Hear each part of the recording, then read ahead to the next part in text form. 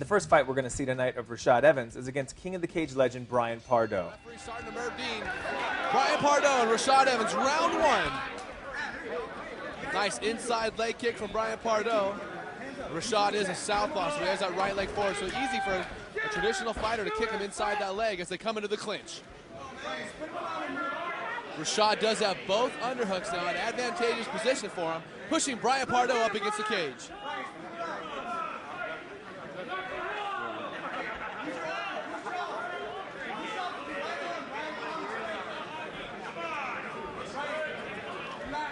Still waiting to see what Rashad Evans is able to make out of this position. Almost getting taken down as the wrestler Rashad Evans by Brian Pardo. Rashad doing a great job of holding on to those underhooks with both arms. That's why these fighters pummel, ladies and gentlemen. They want to get those underhooks when they're wrestling. And that's the easiest way to take down your opponent, if you can control their body with underhooks. Oh, the crowd is getting restless. Now we saw a punch or two for Brian Pardo. Rashad still holding on to those underhooks. Can he get the fight to the ground?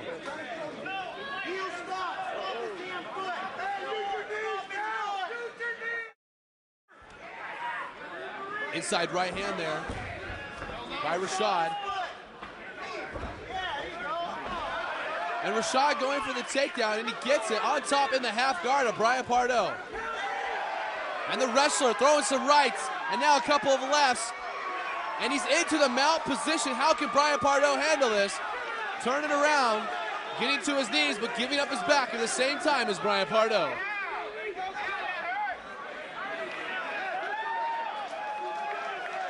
Pardo doing a great job of getting back up to his feet, but still not in a great position. Yeah, turning around Pardo, but now look once again. Rashad Evans showing that wrestling prowess. He has the underhooks.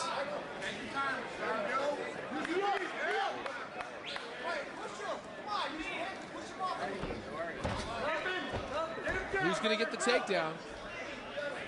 I'll tell you what, Pardo showing some toughness, surviving that mount of Rashad Evans. Pardo's face is worse for wear, though. He has a cut. You see some blood around the left eye.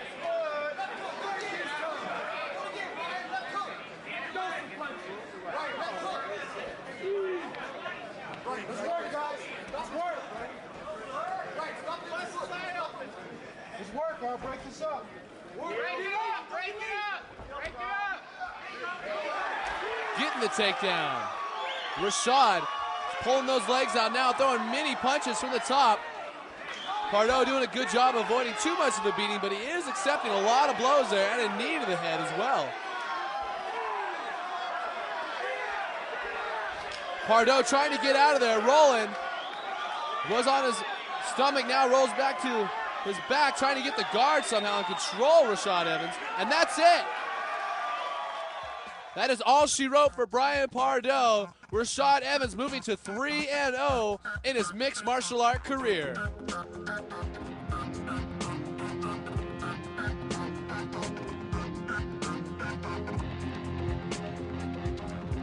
Ladies and gentlemen, after 3 minutes, 24 seconds of the first round, the winner of our first light heavyweight tournament bout, Rashad Evans.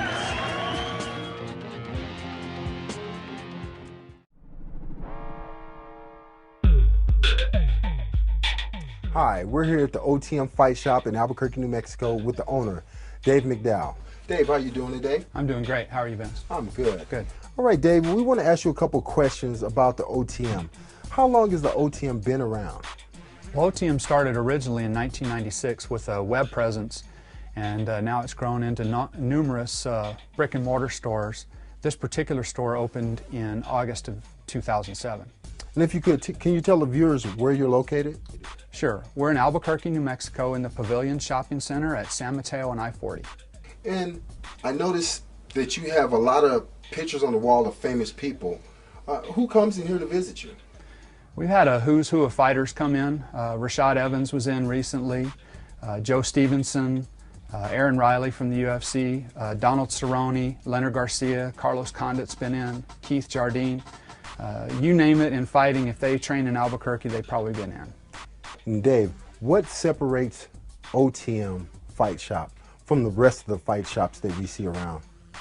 What sets us apart from the other shops is that we do it all. From the gear that a professional fighter needs to get ready to train for a fight, to the weekend warrior that's trying to stay in shape, to the casual fan that wants to represent their favorite fighter on Saturday night. We've really got it all. It's a one-stop for MMA.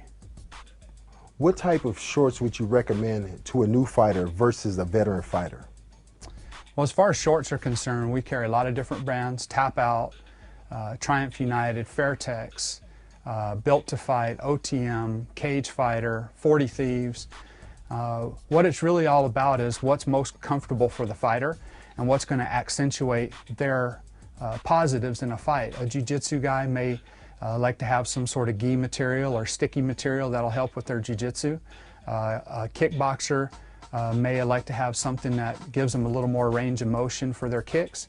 But really what's most important is what's best for the fighter, what he feels most comfortable in, and that way there's just one less thing for him to have to worry about when he's in the cage. Since you're a knowledgeable individual in this field, what do you recommend people stay away from? Generally, I just recommend that people stay away from things that seem too good to be true. So when you come in here, we're going to show you the things that the pros use, but I would stay away from fly-by-night companies, people that don't have a track record, somebody that's not going to stand behind the product that they sell. What would you recommend to a fighter that's training in the gym every day? What type of gear would you recommend that they practice in? Normally we're going to recommend a rash guard, and we stock several different styles from Bad Boy, Tap Out, Warrior, Hayabusa. But again, it's really about what the fighter is most comfortable with, so that when they're in the cage, they don't have to worry about that. They can concentrate on training. All right, Dave, thanks for your time and having me here today. But I have one more question for you. Who do you think would have won between Sugar Rashad and Rampage Jackson?